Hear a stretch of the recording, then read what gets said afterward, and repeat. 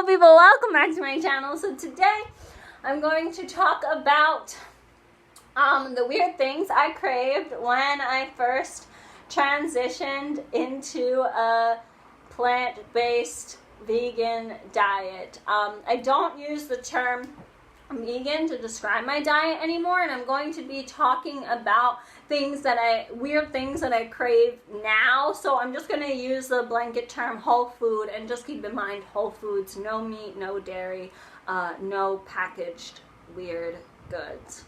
Okay? So, because that's what I follow right now, and I don't know, I mean, like, it's still kind of changing and adapting, I guess, because, like, at this point in my life, it works for my budget, and that's the main idea here, is that, like, for me, I follow a whole food, plant-based diet because of my lifestyle, because I buy my own food, I cook for myself, okay? That's why. So it's easy for me, and then it's good on my budget. It's very nice when you go to the grocery store, and I don't know, I'll go and it's like $10, not anymore, because there was inflation, but it used to be like $10. I'd get like tofu and spinach and limes and summer squash, 4 things, and it would be $10. It was great. Like, it was wonderful for my budget. I spent $60, less than $60 a month on groceries. It was a beautiful thing. I don't know if inflation's ever gonna go down, because my salary didn't go up for inflation, so I'm struggling now. It's costing about like 70 to 80 to get the same food, but whatever. I just don't do smoothies or juices because that's the adaptation. I don't do smoothies or juices because it uses too much food to make a small amount of product. I know, being poor is lovely. Anyway, so let's talk about the weird things that I craved. So first things first, actually this is did not crave, but when I first transitioned to eating vegetables, and I understand that, like, when you're vegan you can eat fruit, when you're plant-based whole food you can eat fruit, but for some reason I just did not crave fruit. I still, to this day, I don't really like fruit. I don't really crave it. Sometimes I'll have an apple. Apples are my favorite, like, nighttime snack.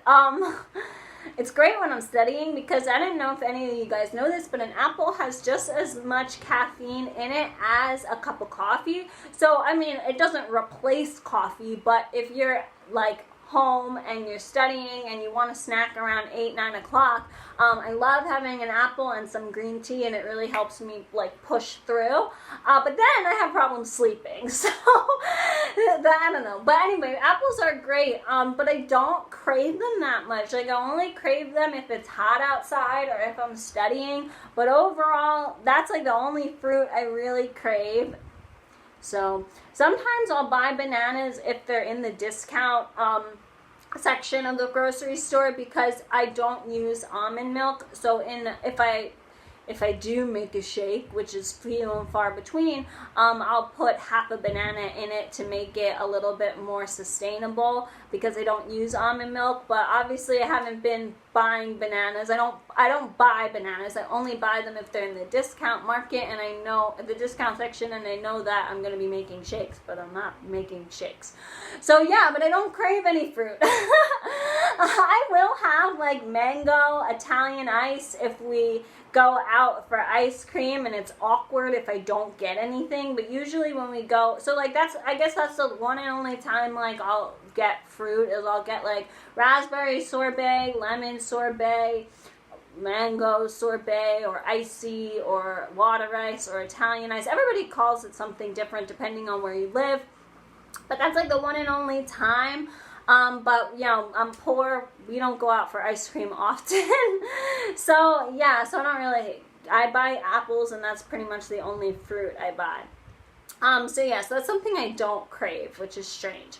One thing that I do crave, that I started to crave when I first went or transitioned into this diet was peanut butter. I mean, I always ate peanut butter growing up. It wasn't like anything weird, but I started to crave it more. Like, I felt like I needed to eat peanut butter. I still, to this day, like, I feel like I need to eat peanut butter 2 times in one day. And like a lot of peanut butter, you know, not the typical like tablespoon that they recommend on the back of the package, like, you know, like a lot of peanut butter. I still to this day crave it. It's like, it's really weird. So sometimes I think that maybe I'm not eating enough fat, because like I stir fry my vegetables in olive oil, but olive oil isn't necessarily the best oil for cooking.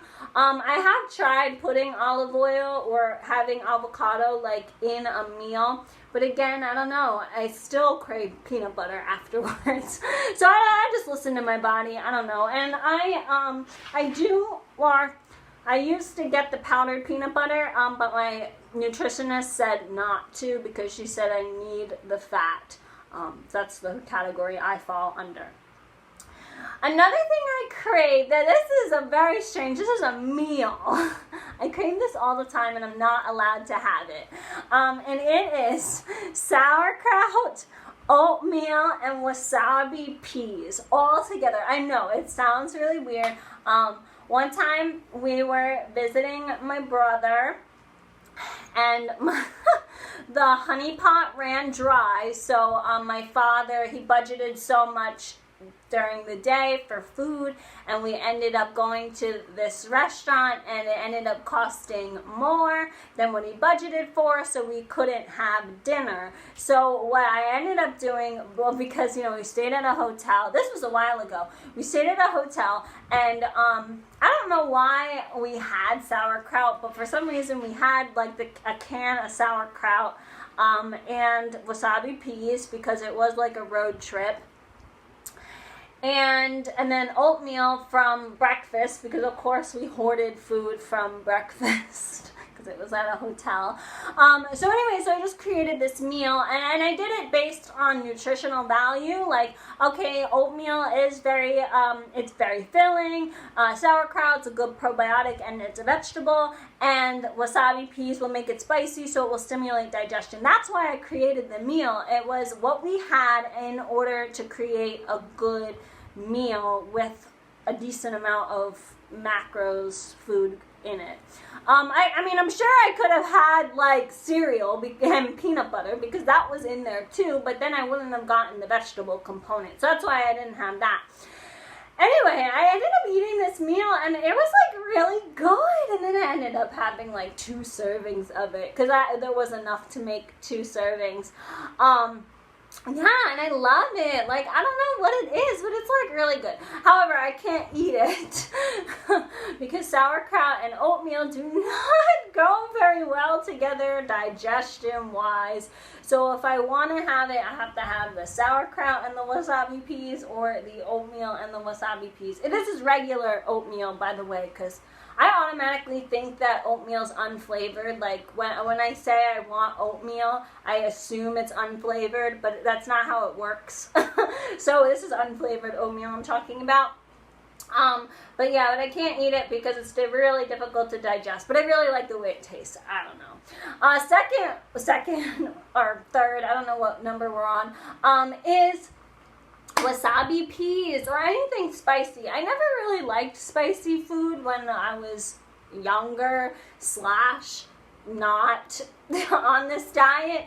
But then my nutritionist told me, when I first started going to nutritionist, she said to eat more spicy food because it will stimulate digestion.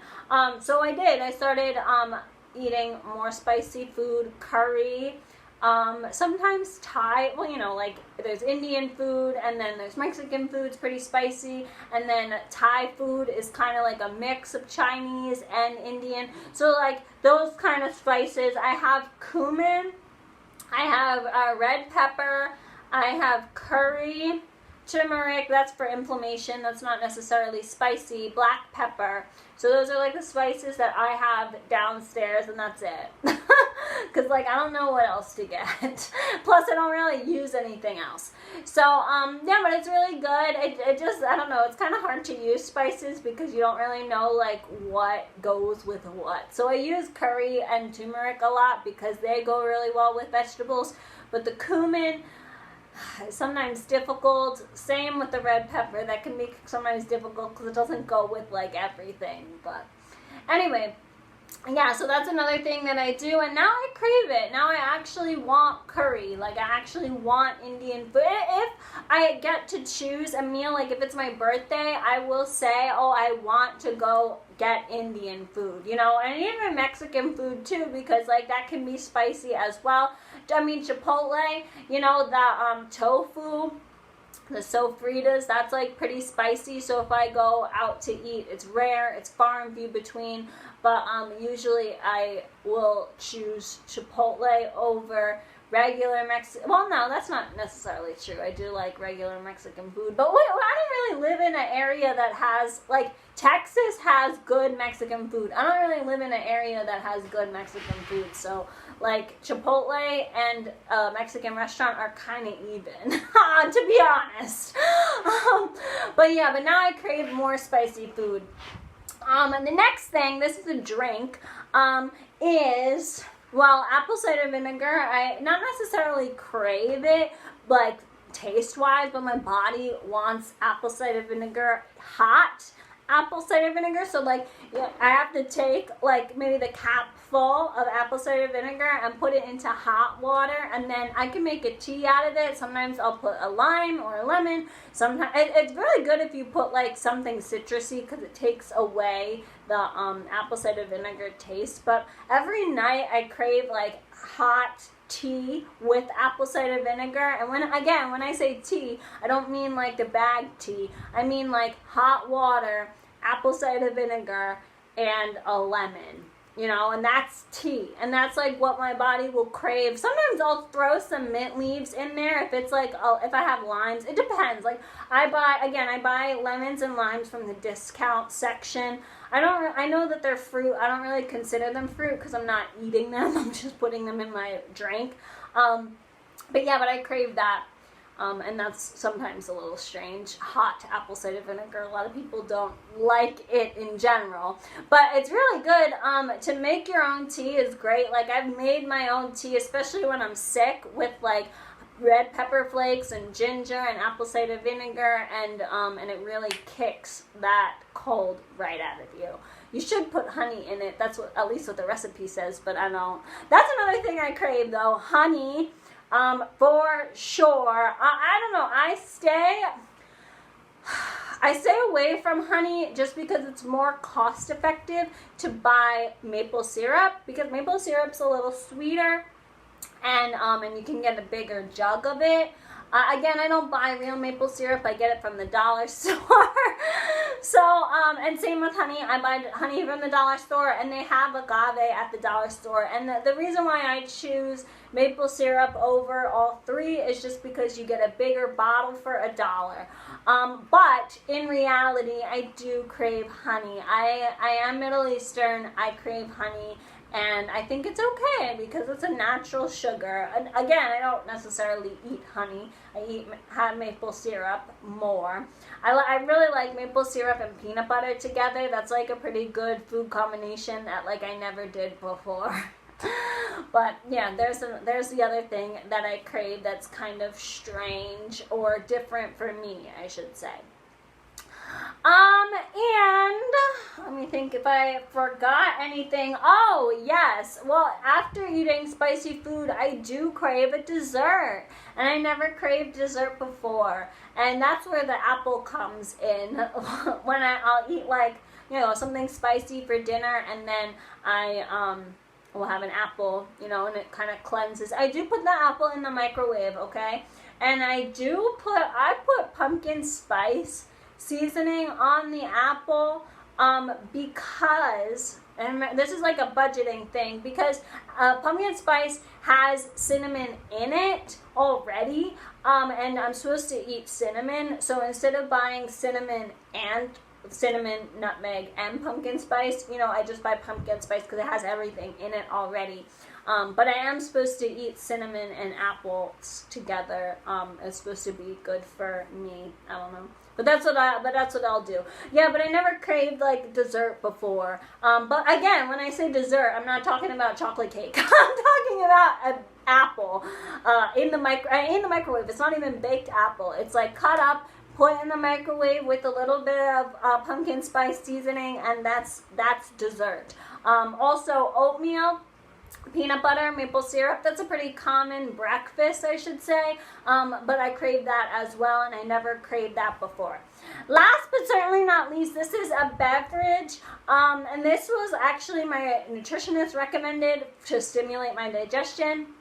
It's hot water, lemon, and black pepper. It really burns your lips. So if you're going to try this, like, just be careful. Have Vaseline on hand. Because this one's really great for digestion, and I use a lot of pepper. You have to use like a lot of pepper. You can't just like shake it like you would if you were putting it on a meal. You have to, or at least I take the top off and I pour it in. Not all of it, but a decent amount I'll pour in, and then a decent amount, like 2 slices of lemon.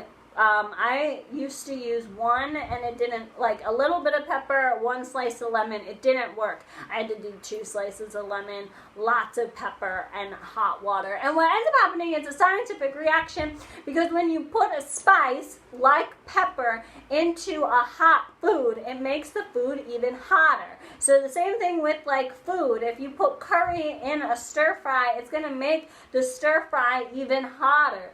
So the nice part about this drink is it's warm all the way down, and then it really stimulates your digestion, and it's wonderful. I love it. It just burns your lips, so you have to be careful. But those are some of the weird things that I crave / eat that I didn't do before, and I didn't crave before. But yeah, I mean, you just gotta listen to your body. Like, I don't know, with the fat thing, that was like one of the things that I was just like, why am I craving peanut butter? This is so annoying. Like, I don't want peanut butter because it's gonna end up like causing me to, I guess, have a pouch, because like eating fat, it makes you gain weight in your lower stomach, and that's what I've been trying to lose. But my body craved it. So when my body craves it, like, and I don't know, my body also will tell me to stop. Like if I eat peanut butter with a spoon, it will tell me to stop at some point. It's not gonna let me. And I guess too, my body's kind of trained like to eat vegetables and to eat whole food. So if I have something like bread, for example, or tortilla rolls, or tortilla chips, or anything like that, my body gets very upset. Like, I stopped buying tortilla chips because my body didn't like it anymore. It kind of rejected it. And that's something to keep in mind, that whenever you're going on a restricted diet, and hopefully it's a sustainable diet, over time your body will start to become accustomed with what you're eating, and then it will tell you yes or no, and you will get sick if you eat a certain thing. It takes time to get to that point. Like, if you're on a diet for a month and you haven't eaten donuts, and then all of a sudden you eat donuts, like, your body's not going to reject it, but if you're on a sustainable change, healthy lifestyle, and you've been doing it for 3 years, then your body's going to yell at you or get mad at you or do something. I just end up feeling sick if I eat tortilla chips, and those aren't even that bad for you. But like, that's the point. But anyway, so just listen to your body and make sure that you do have help, like nutritionist, doctor, personal trainer, family, people that like understand. Maybe they're going through it, maybe friends who are actually going through it. But you always want to have a medical professional. You always want to have like a doctor for sure. Doctor of osteopathic medicine focuses on the body as a whole and manipulation. They're really the best when it comes to like using food to kind of cure or help your body. Not that a medical doctor isn't, it's just that their specialty is more medicine. So keep that in mind, but definitely talk to an MD, DO first before you start going on any type of restrictive diet, any type of limiting diet, because my diet's very limiting, but it's sustainable. So you just want to make sure that whatever you do is good for your body. And then getting a nutritionist, getting a personal trainer if you're into exercising, those also help. And then you just want to make sure that everybody communicates and works together to give you the best care and to help you succeed in your health goals. Okay, talk to you guys later. Bye!